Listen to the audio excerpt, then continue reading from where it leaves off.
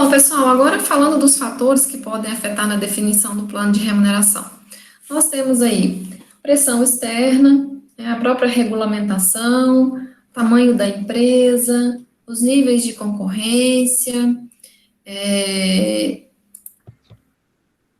se é uma empresa familiar ou não, tipo de governança corporativa, o desempenho da empresa ou setor da empresa, o risco da remuneração variável, né, para o gestor, o oportunismo dos gestores, a teoria do poder do gestor sobre o conselho de administração, as características, né, pessoais e sociodemográficas dos gestores, a estrutura de alavancagem financeira da empresa, todos esses são variáveis que afetam, né, a remuneração, tornando, né, esse tema bastante complexo aí. E difícil de chegar a um resultado comum, né? Uma equação única que responde tudo, né? Por essa gama de variáveis aí, a gente vê que há uma complexidade em afirmar que um modelo é ideal ou não, né? E aí, pessoal, né, seguindo, né, nós temos os pontos polêmicos em relação à remuneração variável dos executivos, né? Então, nós podemos aqui dividir, né, em dois momentos aqui, né? O primeiro momento, né, nós vamos tratar aqui as gratificações e prêmios, né? Gratificações e prêmios, né, eles trazem aí um universo de decisões, né, um horizonte de decisões aí do gestor a curto prazo. Né, a gente vai trabalhar aí de um ano, né, metas semestrais, uma meta anual, e aí tem gratificação e prêmio em cima disso. Qual que é o problema desse tipo de remuneração, né, a curto prazo? A gente não consegue, o gestor não consegue desenvolver, né, ou apresentar para o principal um plano a longo prazo da organização, ao ponto que ele só olha para o momento, né, ou só olha, não, ele essencialmente vai olhar para aquele ano aquele ano corrente, aquele período que está valendo a apuração da sua gratificação, do seu prêmio, para desenvolver um resultado. Então, perde-se um pouco aquele horizonte a longo prazo. Por outro lado, né, quando a gente tem uma remuneração variável pautada aí na opção de compra de ações da empresa, né, nós temos aí um horizonte de longo prazo, ou seja, o gestor, né, ele vai poder trabalhar um plano, né, um dia de execução do desempenho da empresa em vários semestres, né, em anos, para poder definir, né, a sua opção de compra, se vai exercer ou não a sua opção de compra da empresa. E por que isso, por um lado, é interessante, né? Leva toda aquela gestão feita no dia a dia, né, para um longo prazo, para ver se nesse longo prazo traçado pelo gestor, os objetivos foram alcançados ou não. A literatura também não aponta qual que é um ideal, né, do tipo assim, um é melhor do que o outro, ou somente o curto prazo é melhor, somente o longo prazo. O que o Scott aponta, né, no seu material? Ele defende aí, né, que tem que ter um mix entre essas opções de compras, né, levando aí para o universo longo prazo, com opções de curto prazo, que são as gratificações e prêmios, né. Não se tem, então, um modelo ideal, um modelo único, mas o Scott defende que um mix, né, entre longo prazo e curto prazo vai direcionar melhor a empresa e, propriamente dita, as políticas de remuneração variável dos executivos. Aí pode reduzir esses pontos, né, pode amenizar esses pontos polêmicos aí. Sim? Outro ponto polêmico aí, relacionado à questão da remuneração variável dos executivos, é com relação aos seus excessos.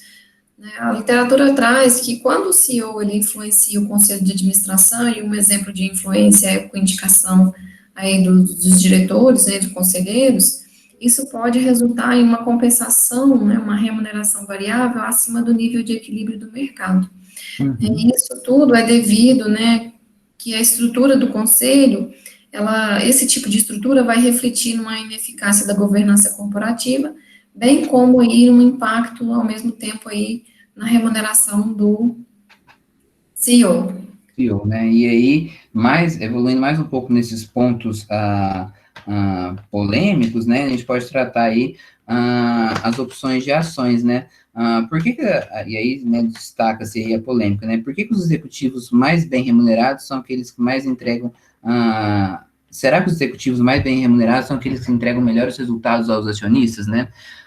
E nessa questão, né, quanto maior o valor das participações, das opções de compras, né, de ações de um CEO, maior vai ser seu incentivo para distorcer as demonstrações financeiras, né? a fim aí de manter um preço das ações, e aí ele poder comprar, exercer sua opção de compra de ações no melhor preço, e vender no futuro com um preço mais atrativo para ele ganhar um resultado, né, em cima disso. Já a Howard Murphy 2002, né, demonstram que essas opções de compras de ações, né, criam incentivos para que os executivos tornem medidas em prol do aumento das ações, bem como evitam medidas de redução dos preços das ações. Então, a própria literatura mostra aqui uma divergência, né?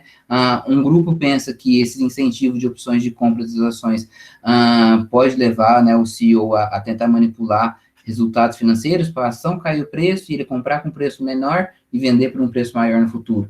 Já um outro grupo aqui, ele traduz, né, um outro grupo, uma outra linha de pensamento, traduz, né, que os CEOs, os executivos vão evitar medidas que reduzem os preços das ações, né, em prol do aumento dos valores dessas ações, para ele ter um bem mais valorado no futuro. A gente destaca aqui a questão das opções de ações, porque hoje tem sido aí, né, uma das opções dentro da remuneração variável dos executivos, as opções de ações têm ganhado grande destaque, né, no mundo corporativo aí. Então, a gente destaca essa questão das opções de ações, porque apesar da teoria da agência, né, argumentar que as empresas têm que criar incentivos para o alinhamento aí das decisões do agente diretor principal, essa remuneração variável, ela pode distorcer aí essas decisões, essas tomadas de decisões dos executivos. Então, aqui também a gente destaca aí uma lacuna na literatura, né, onde a gente precisa de mais pesquisas que investiguem isso. Bom, quanto a esses vieses, né, que são trazidos aí pela remuneração dos executivos, a gente destaca a questão do gerenciamento de resultados, né, porque vários autores argumentam que o pacote de remuneração, eles podem fornecer incentivos para que os gestores gerenciem os resultados contábeis com a finalidade de aumentar a sua própria compensação. Então, como eles são remunerados com base no lucro, né, eles vão gerenciar os resultados contábeis de acordo com o seu interesse próprio. Bom, esses conflitos de interesses, né, eles são agravados nesse contexto de remuneração dos executivos, porque os gestores, eles têm um leque muito maior de informação do que o acionista, porque eles estão dentro da empresa e, com isso, né, eles estão em constante contato aí com os números contábeis e podem trazer isso, né, vai aumentar a simetria informacional. O CEO também, ele pode manipular a distribuição de dividendos, né, em anos de opção de compras de ações, para que o preço das ações, ele fique mais baixo e ele exerça a sua opção de ação a um preço menor, e quando ele for vender, ele teria aí um ganho, né, de capital. E outro argumento aí de outro autor é que quando os executivos, eles têm uma maior quantidade de ações da empresa, né, eles podem levar ao comportamento de gerenciamento de resultados para distorcer o desempenho real da empresa nos períodos próximos às vendas aí dessas ações, né, trazendo aí aumento do patrimônio pessoal do gestor. Então, ele entrega um resultado falso, aumenta o preço das ações, vende as suas ações a um preço mais alto, né, incrementa seu patrimônio, e quando, né, os gestores vão ver, aquele resultado era fictício. Outro ponto aí, pessoal, é que o Lucian e Jessen, eles argumentam que a presença de um modelo de remuneração incompatível reduz os riscos dos administradores e reduz o valor da empresa. Reduz os incentivos e o valor da empresa, né? Então, Leonardo, como compor um modelo ideal de remuneração que seja equilibrado, né? Onde ele aumente o valor da empresa e ele aumente o incentivo dos administradores.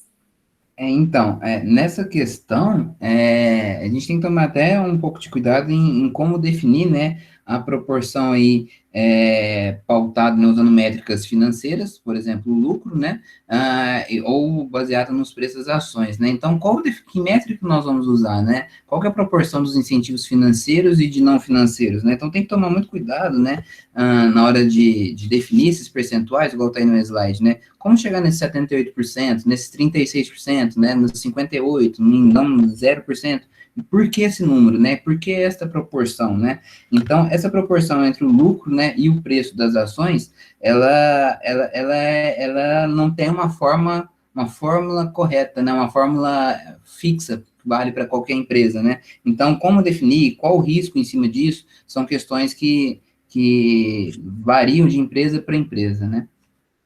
E o Scott, ele argumenta que essa proporção de cada um desses tipos de remuneração, né, sua precisão e sensibilidade, vai estar de acordo com a extensão do horizonte de decisão do gestor que a empresa deseja motivar. Então, quando ela quer motivar uma decisão de curto prazo, ela vai trazer uma remuneração variável de curto prazo. Quando ela quer, né, levar a decisão do gestor para o longo prazo, ela vai criar um mix aí para longo prazo. Bom, com relação, né, aí aos tipos de remuneração variável utilizados, a gente traz o destaque aí para a remuneração baseada em ações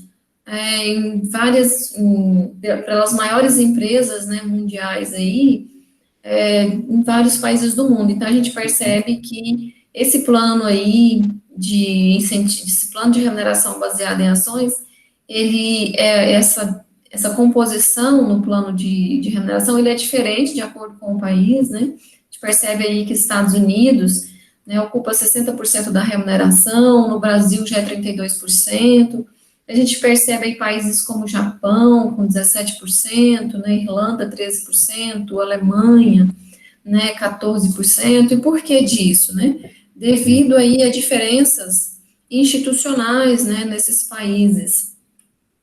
Então, a adequação e eficácia do sistema específico de incentivos, ele vai depender do contexto institucional em que a empresa opera e também da extensão de sua conformidade com as normas e expectativas legitimadas nesse mercado.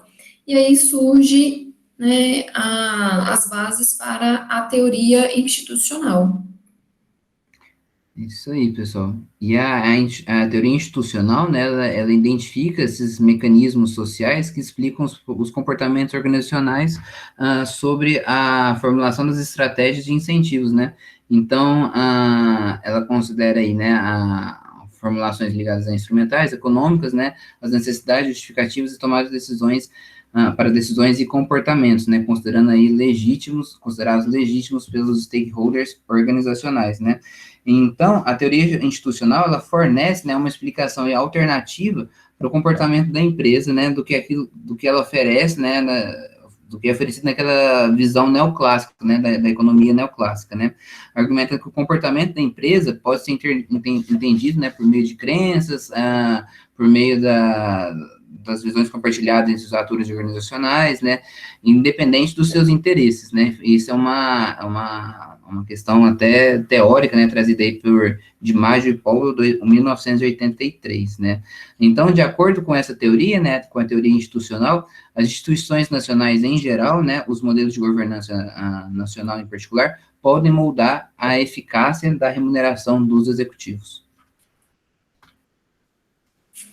Bom, e ainda no contexto, na questão da teoria institucional, em sociedades com fortes tendências igualitárias, stakeholders poderosos e preocupações com reputação, que estruturam o comportamento gerencial, a eficácia da remuneração dos executivos pode ser limitada, né, independente do contexto organizacional específico.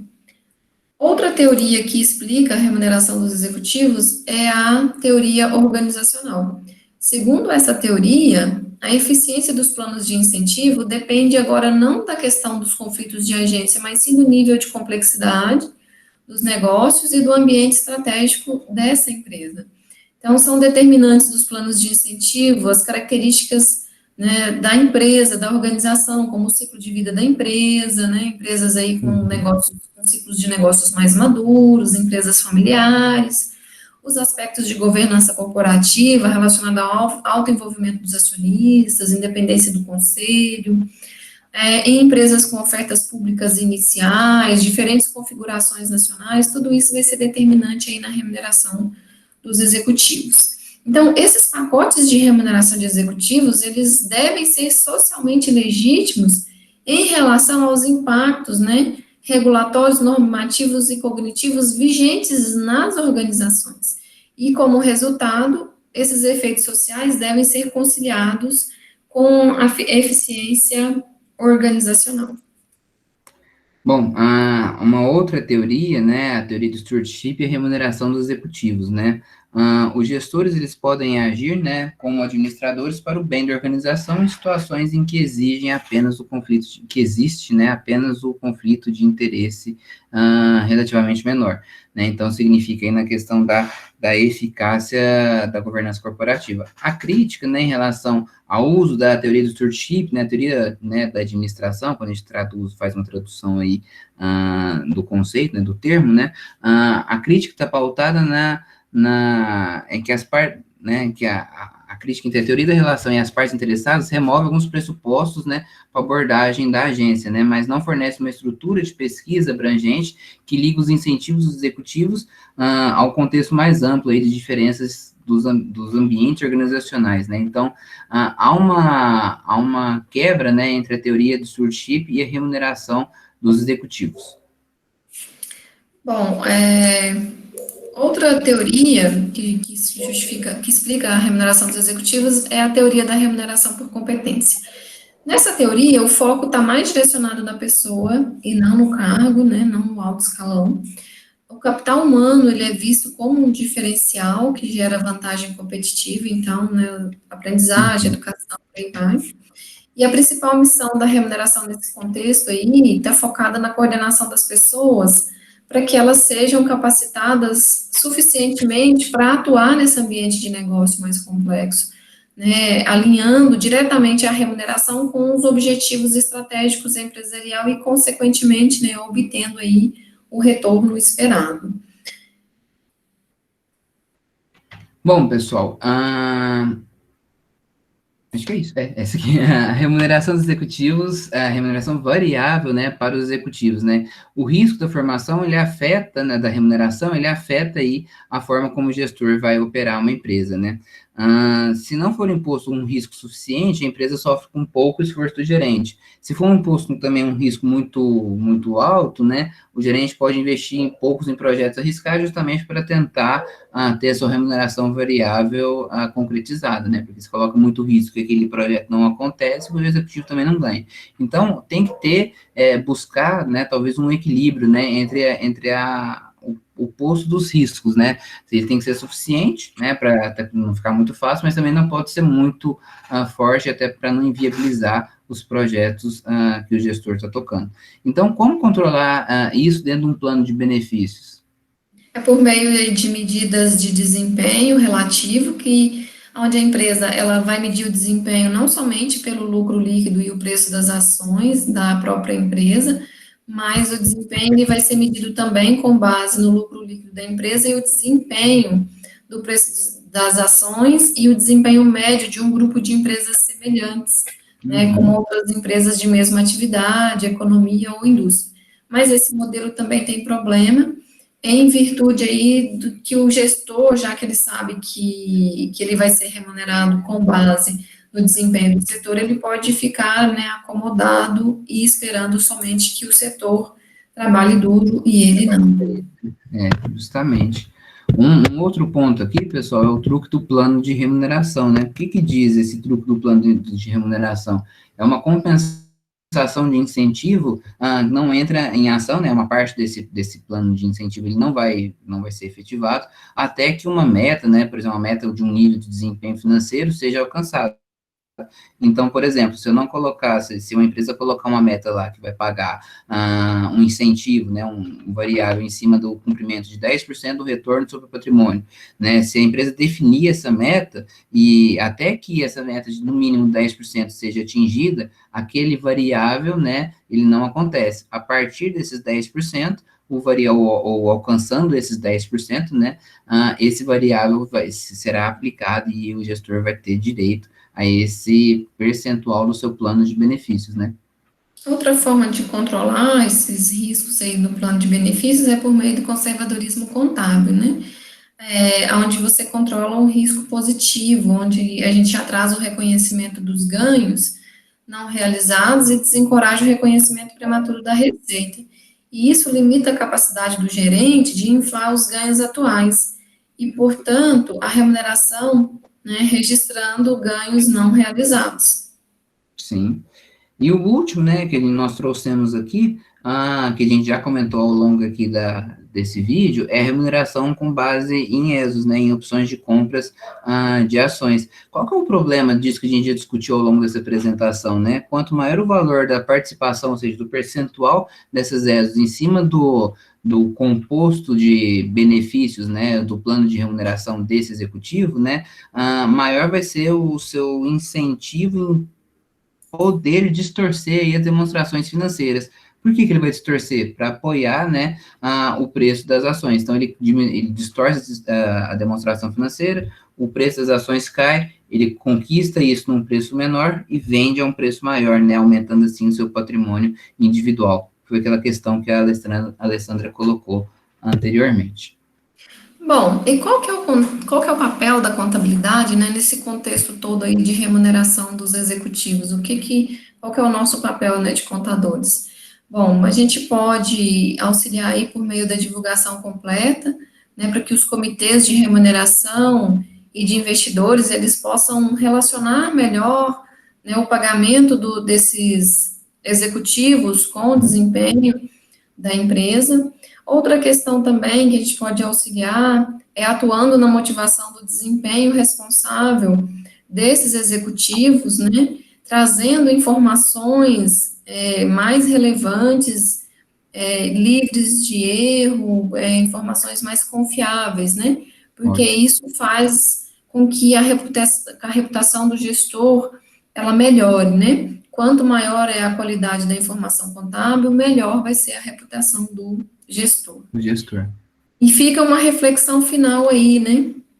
Será que o lucro líquido é uma boa métrica de desempenho dos gestores, com base em tudo que a gente debateu aqui, né, nessas remunerações variáveis aí, baseadas no resultado da empresa?